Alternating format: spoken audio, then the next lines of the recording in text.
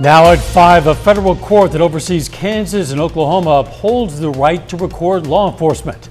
Plus, we'll hear from a local organization about a new Oklahoma law that would require a biological sex affidavit to play school sports. And the January 6th investigation committee holds another public hearing, this time focusing on the mobilization of the crowd that day. The 4 states' most watched news starts now. A federal judge affirms the right to record video of law enforcement. This is KOAM News at 5. The 10th Circuit Court of Appeals that oversees Kansas and Oklahoma ruled it's well within our First Amendment right to record police officers while they're in the field working. This is in response to a 2019 case where a YouTube blocker claimed a Denver suburb police officer kept him from recording a traffic stop. A lot of those interactions where an officer is either blocking that or they make an arrest like that, a lot of times to me that's the officer not being educated on or trained on how to handle that situation. So, you know, the officers, if they're trained properly and they know, like I said, it's okay to record. Tonight at 6, we're going to hear from a local photojournalist on their reaction to the ruling and what a safe recording distance is. Some Oklahoma school districts have begun enforcing a new law that requires students to submit a biological sex affidavit to participate in school sports. In northeastern Oklahoma, schools are getting the word out to their communities but have received some conflicting opinions from the public. There was a separation of church and state for a reason. Their views have no business in our school system. Their view of the choice that these kids have made. And it's not a choice. These kids are born this way. You can find a link for more information on the law at KOAMnewsnow.com. Tonight at 6, we're going to hear from the superintendent of Grove Public Schools on how they plan to navigate the law in the upcoming school year. A local organization is making sure Pittsburgh residents are registered to vote ahead of next month's elections. Today is the last day to register in Kansas, so the Women's Alliance for Voter Education was at Root Coffee House today, helping people register and update their information. There's a lot of peer-to-peer registration I'm seeing, especially in this election. Friends are telling friends, please vote, and this is why I'm passionate about it.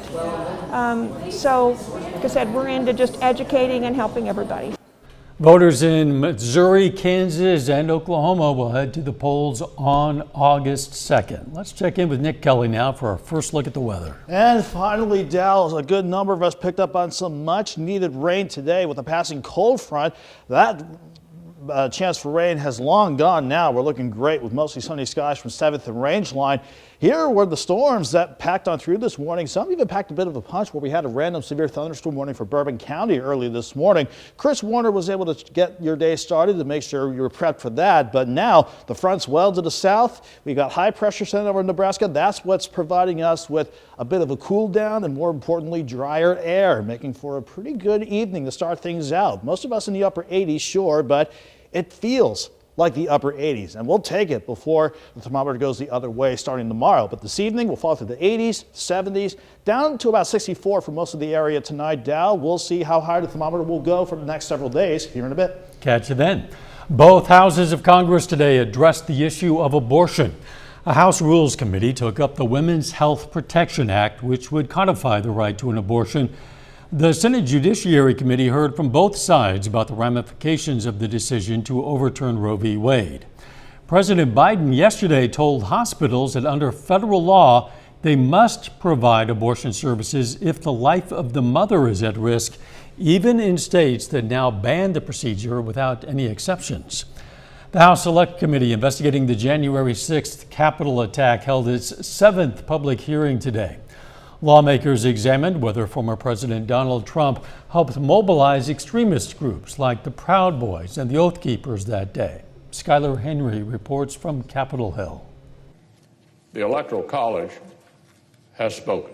In the final weeks leading up to January 6th, members of then-President Trump's inner circle testified they urged him to admit the presidential election was over. If your question is, did I believe he should concede the election at a point in time? Yes, I did. The committee heard from former White House counsel Pat Cipollone for the first time in clips from his private deposition last week. Cipollone detailed a contentious meeting in the Oval Office focusing on seizing voting machines in battleground states. The idea that the federal government could come in and seize election machines, it's a terrible idea.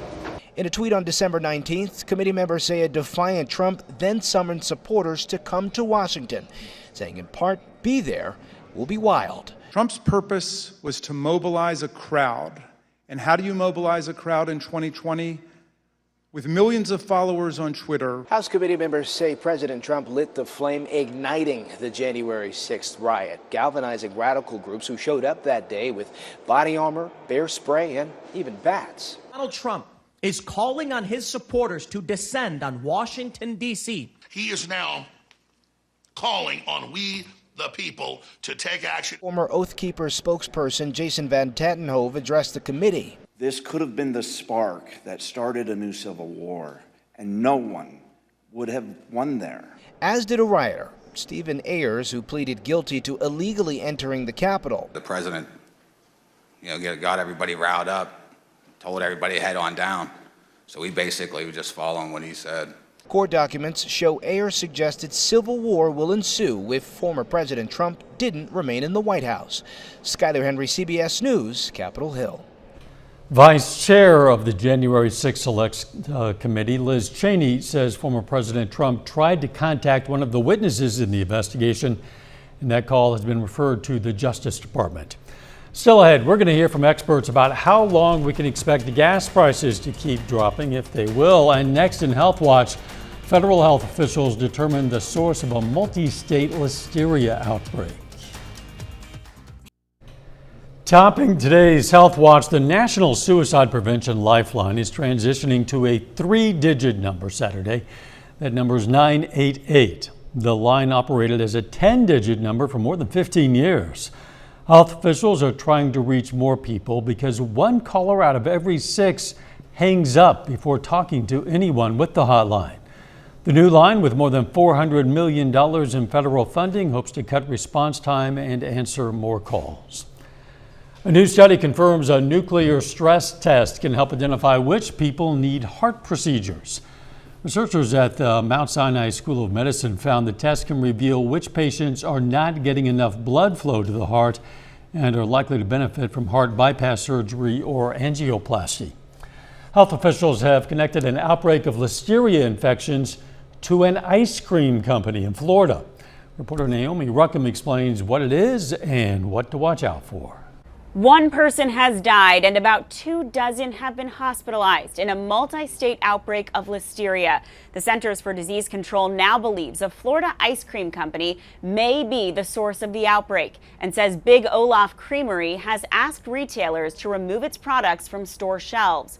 People who've been infected all either live in Florida or visited the state about a month before they got sick.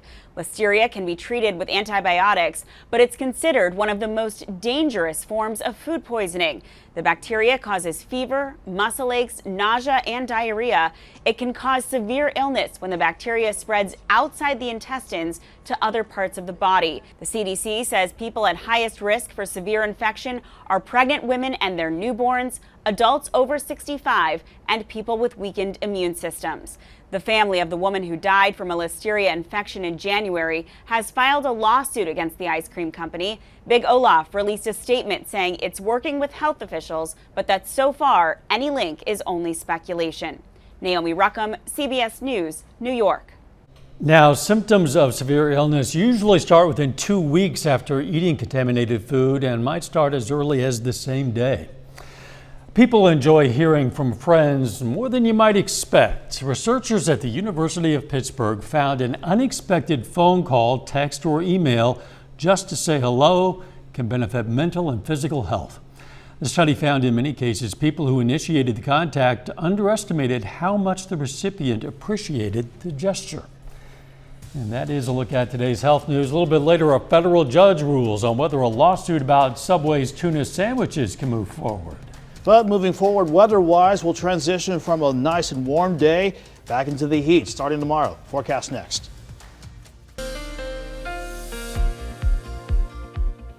Well, it turned out our cold front worked on through as advertised, and fortunately for a good number of you, the rain chances didn't just get confined to our far northern counties like we were expecting the other night. We actually had a decent scattering of thunderstorms before they unfortunately fell apart as they approached the I-44 corridor.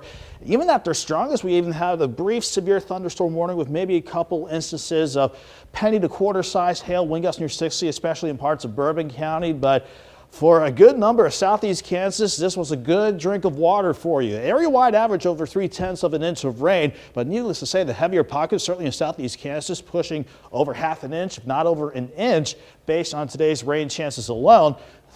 But we didn't have to deal with the rain chances all day if you wanted a quiet afternoon, so we switched over to mostly sunny skies.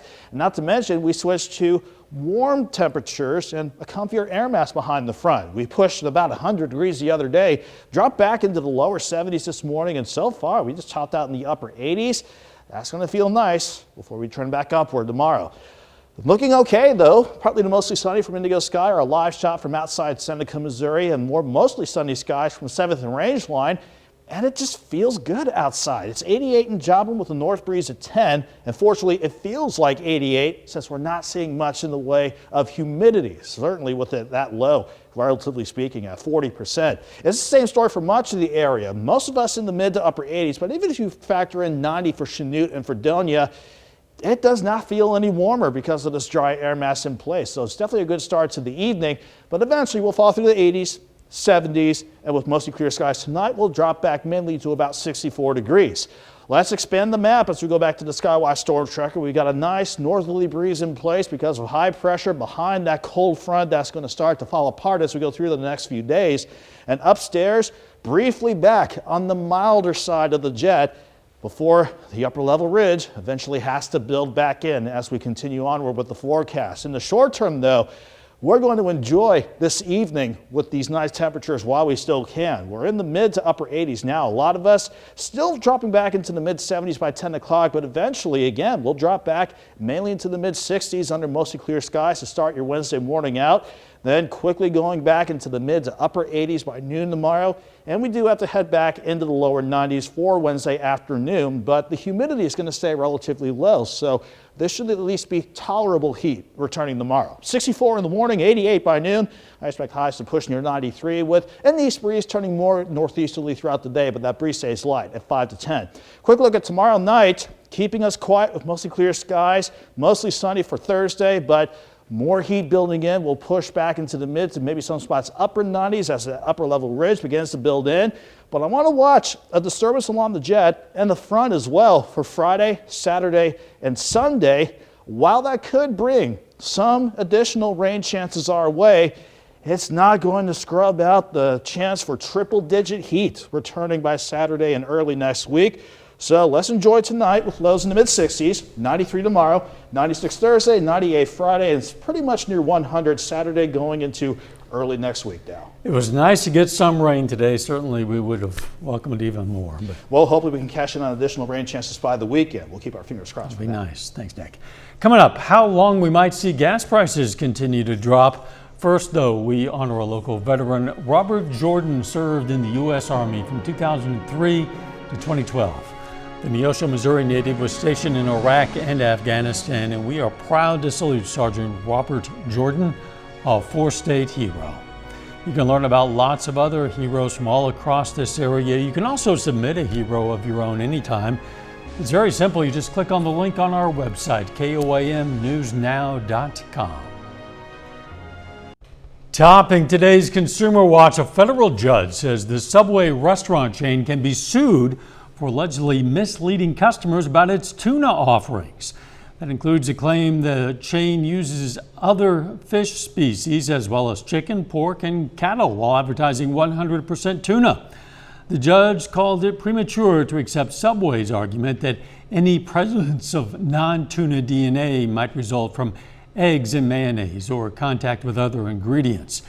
In a statement, Subway says it, quote, serves 100% tuna and is confident it will prevail in the lawsuit. Thousands of leaked documents obtained by The Guardian show how the rideshare service Uber allegedly took extreme steps to expand from 2013 to 2017. The documents show Uber appeared to capitalize on a tax against its drivers by using those incidents to try to gain favors from politicians.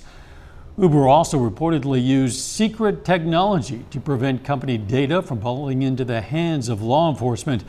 In a statement, Uber says the company's past mistakes are not in line with its present values.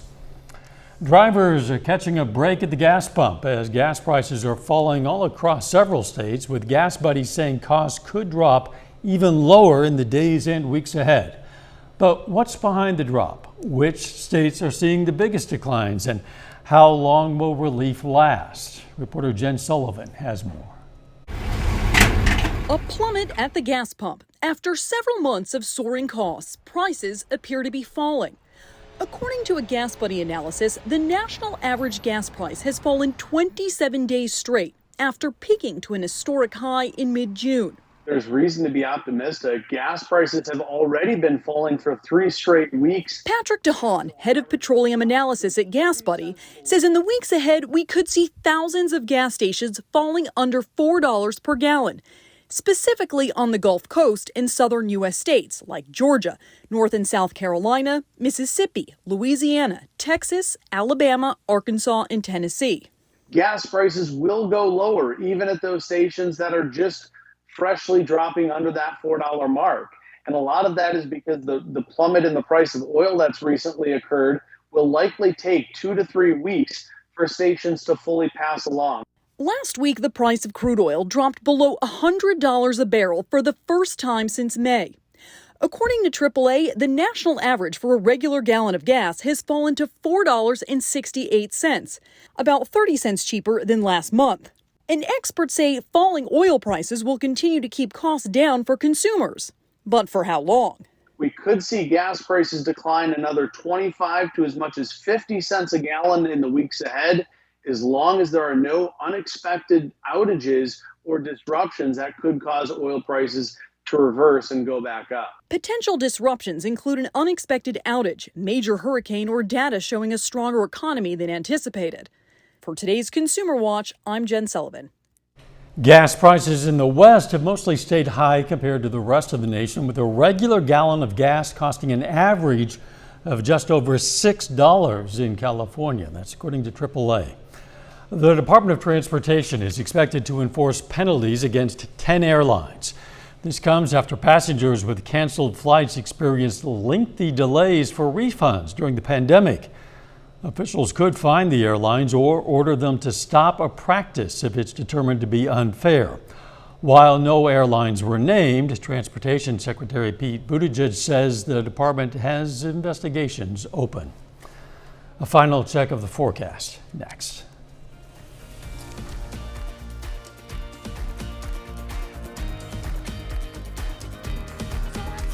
Up next on the CBS Evening News, the inspiring story of a young baseball player who's overcome several challenges for his love of the game.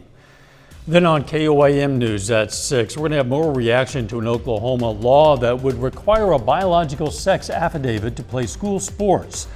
Plus, why an influential Oklahoma political action committee is dissolving. And the Walmart in Pittsburgh sells a parking lot pole that gained online celebrity. Stay with us for the CBS Evening News and then KOAM News at 6. Arthur's Stone, a 5,000-year-old chambered tomb in Britain, is being excavated. It's named in honor of King Arthur, the mythical ruler of Camelot, who, according to legend, pulled the magical sword Excalibur from a stone.